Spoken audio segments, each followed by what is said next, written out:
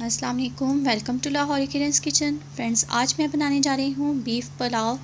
Boneless beef pulao बनाऊँगी। बहुत ही मज़ेदार और डिलीशियस बनती है और बहुत ही इजी तरीके से सिखाऊंगी। तो आप रेसिपी को वॉच कीजिएगा। अगर पसंद आए तो लाइक कर दीजिएगा और मेरे चैनल को सब्सक्राइब करना मत भूलिएगा। तो चलिए इसको बनाना स्टार्ट करते हैं। इसके लिए हमें अज्जा की ज़रूरत है। यहाँ मेरे पास हैं चावल। मैंने चावल लिए हैं आधा किलो और इनको भिगो कर रख दिया है। बीफ लिया है, ये भी आधा किलो लिया है, बोनलेस है और इसके छोटे छोटे पीसेस कर लिए हैं। साथ ही 3 अदद हरी मिर्चें, उनको काट लिया है। पुदीने के पत्ते हैं। 3 अदद बड़ी प्याज, उनको भी मोटा मोटा काट लिया है। 4 अदद बड़े टमाटर चाहिए।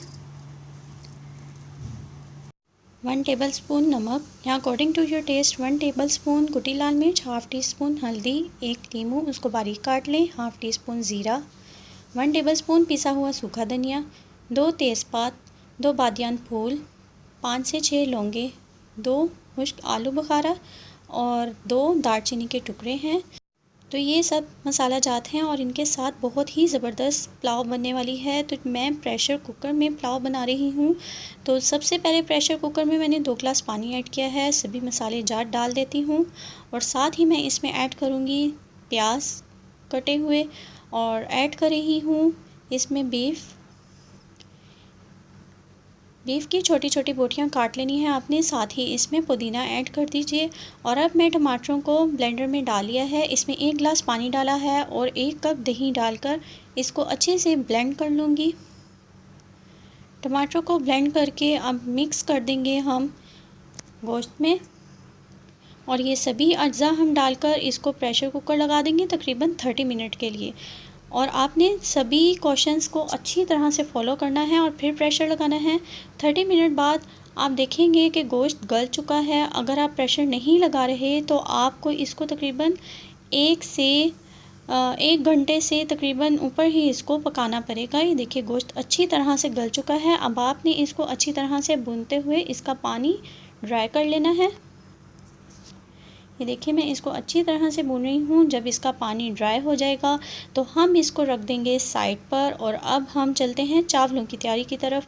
तो एक पतीली में 1 कप ऑयल लीजिए और उसमें 2 अदद हरी इलायची और बारीक कटी हरी मिर्च और ये मैंने अचार से हरी मिर्चें ली हैं वो मैं ऐड कर रही हूँ। इससे बहुत अच्छा टेस्ट आता है और इसको थोड़ा सा फ्राई होने दीजिए। जब ये फ्राई हो जाए तो इसमें ऐड कर देंगे 1 गिलास पानी। 1 गिलास पानी डालकर मैं इसमें ऐड कर रही हूँ हाफ़ टी स्पून नमक और इसको बॉयल आने देंगे। जब पानी में थोड़ा सा बॉयल आ जाए तो हम इसमें वो भुना हुआ गोश्त ऐड कर देंगे। ये देखिए गोश्त ऐड कर दिया है और अब इसमें मैं उबाल आने दूंगी। जब इसको 3 से 4 उबाल आ जाएं तो हम इसमें चावल ऐड करेंगे। हमने इसका पानी ड्राई नहीं करना। आप इसी तरह से इस पानी में चावल पकाएंगे तो चावलों का बहुत ही मज़े का और अच्छा सा टेस्ट आएगा। तो ये देखिए ये चावल जो मैंने पहले से ही भिगो कर रखे थे अब मैंने इसमें शामिल कर दिए हैं और इसको पकने के लिए रख दूँगी। चावलों में तकरीबन 1 गिलास पानी ऐड करें हमेशा की तरह। जैसे मैं आपको बताती हूँ चावलों से तकरीबन 1 इंच पानी ऊपर होना चाहिए और सभी चावल डूबे हुए होने चाहिए।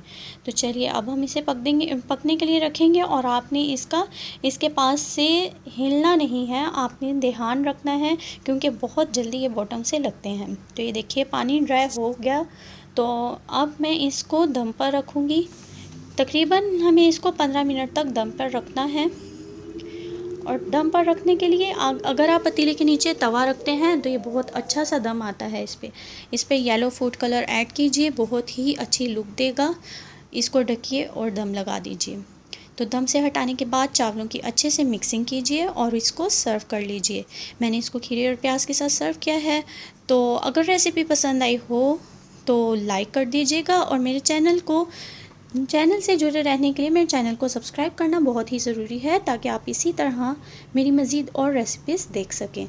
Thanks for watching, take care, अल्लाह हाफिज़। फिर मिलती रहूँगी इसी तरह और रेसिपीज़ के साथ। दुआ में याद रखिएगा। अल्लाह हाफिज़।